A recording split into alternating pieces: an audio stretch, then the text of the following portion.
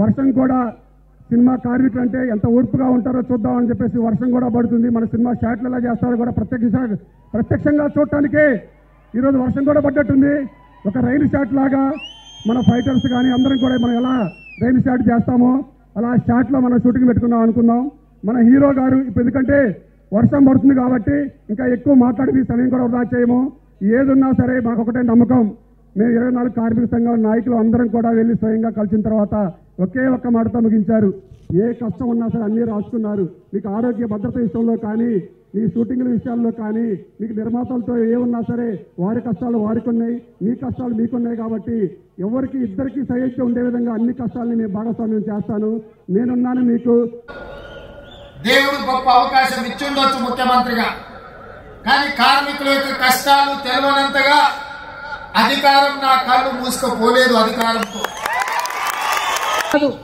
ప్రపంచంలోనే గొప్ప అవార్డైన ఆస్కార్ అవార్డులకి ఈరోజు గుర్తింపు పొందింది అంటే ఆ శ్రమలో డైరెక్టర్లు నటులే కాదు, దాని వెనుక నిరంతర శ్రమ ఉన్న ఈ కార్మికుల యొక్క శ్రమ ఉన్నది.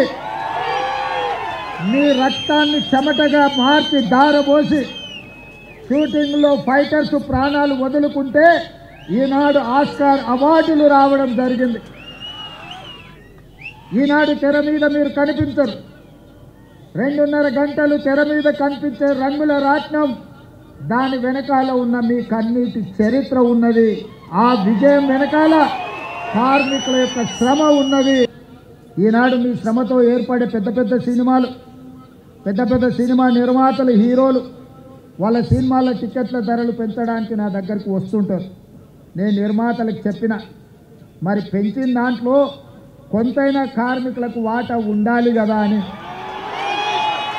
రాష్ట్ర ప్రభుత్వం సినిమా టికెట్ల ధరలు పెంచితే హీరోలకు ఆదాయం వస్తుంది, నిర్మాతలకు ఆదాయం వస్తుంది, కార్మికులకు మాత్రం ₹1 కూడా అదనంగా రావడం లేదు. అందుకే ఈ వేదిక మీద నుంచి మీకు మాట ఇస్తున్నా, ఆ ఆదాయంలో 20% కార్మికులకు ఇస్తేనే రాష్ట్ర ప్రభుత్వం జీవో ఇస్తుంది. మీ శ్రమతో సంపాదించే ప్రతి రూపాయిలో మీకు వాటా ఉండాలి, మీకు భాగస్వామ్యం ఉండాలి. ఈ వేదిక మీద నుంచి మా అధికారులకు నేను ఆదేశాలు ఇస్తున్నా, రేపటి భవిష్యత్తులో ఎంత పెద్ద నిర్మాత అయినా, ఎంత ఇన్ఫ్లుయెన్షియల్ పర్సన్ అయినా రాష్ట్ర ప్రభుత్వం అదనంగా టికెట్ల ధరలు పెంచితే వచ్చే ఆదాయంలో 20% నా కార్మిక సోదరుల కుటుంబాలకు వెల్ఫేర్ ఫండ్ కింద వాళ్ళకు ఆ నగదు బదిలీ జరిగితేనే ఆ ఒప్పందం ప్రకారమే మా రాష్ట్ర ప్రభుత్వం జీవో ఇస్తుంది. ఈ నిబంధనలు నేను సవరిస్తానని చెప్పి ఈ సందర్భంగా కార్మిక సోదరులకు నేను మాట ఇస్తున్నా.